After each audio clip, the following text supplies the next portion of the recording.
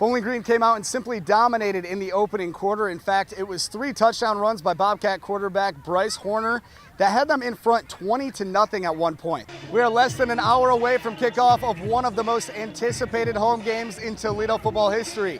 The number 21 ranked Miami Hurricanes come in here to the Glass Bowl as a 10-point favorite against Jason Candle's Toledo Rockets. In the city of Toledo, there are really 2 MLB teams that people truly care about. It is the Detroit Tigers and the Cleveland Indians. They're going head-to-head today in Progressive Field. There are so many prospects on this team. We mentioned Daz Cameron. He was sensational down the stretch.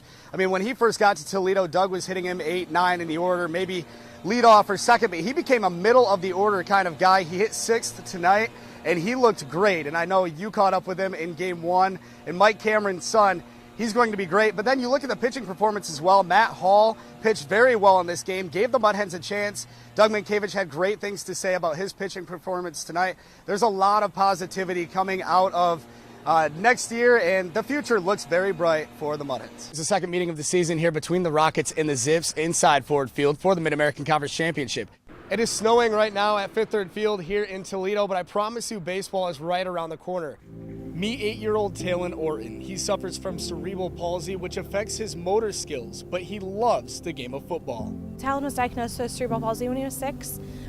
He's a very mild case. You can't really tell by just looking at him. He decided he wanted to play football this year. He had played flag football previously. Unfortunately, Talon was a victim of bullying on his youth football team, and it made him want to quit football altogether. He left practice hysterically crying, just saying that he hated football.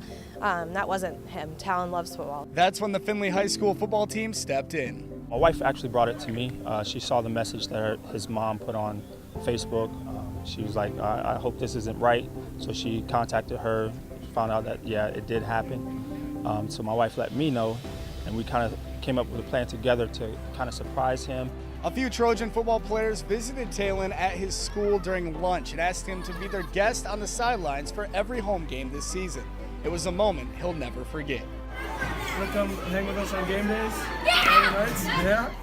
It was pretty cool. You know, I think overwhelmed at first. You know, just that sheer joy and everything, and it was also great too to, you know, our players are good kids, and they do things like this all the time that maybe don't end up on TV like this has done. And you know, it's certainly shown a light on the type of kids that we have. It felt awesome. It was the best day of my life, and I got surprised.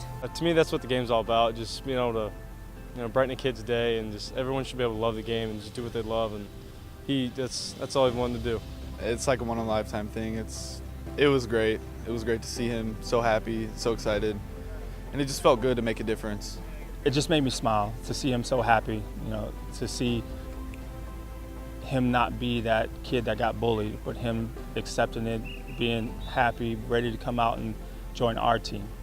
And during the Trojans' first home game of the season, look who led the team out of the tunnel. It was cool. I was fast. I was crying a lot. He was very excited. You could just see in his face. Shortly after he ran out, the whole student section was screaming his name, so that in turn just made him feel awesome, and he just can't stop talking about it.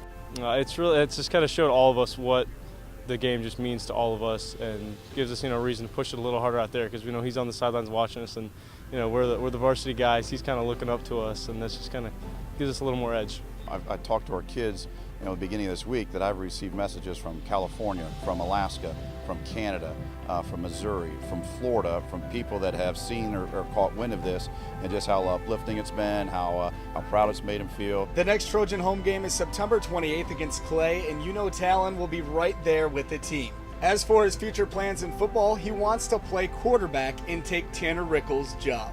Reporting from Findlay, I'm Zach Harig for BCS.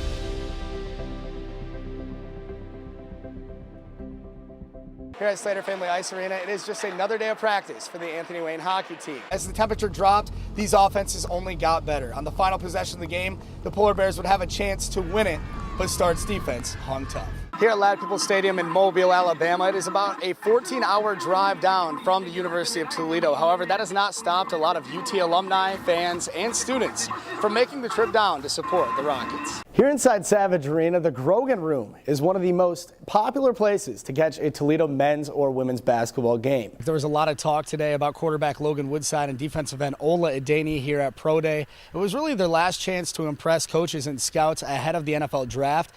Here in Lawrenceburg, Kentucky, there really isn't much other than Woods, Huntingland, and now an NFL quarterback. Although day 3 of the NFL draft didn't really go how anybody had planned for Logan Woodside, it all worked out in the end. It was a hard-fought battle between two premier programs in Division I state soccer final tonight in Columbus. Really the tale of two halves out here at Bedford High School between the Kicking Mules and Lincoln. Well, it's day 2 here in Mobile, Alabama for the Toledo football program, but today is much more than football. They're here at the South Alabama Children and Women's Hospital, giving back to the South Alabama community.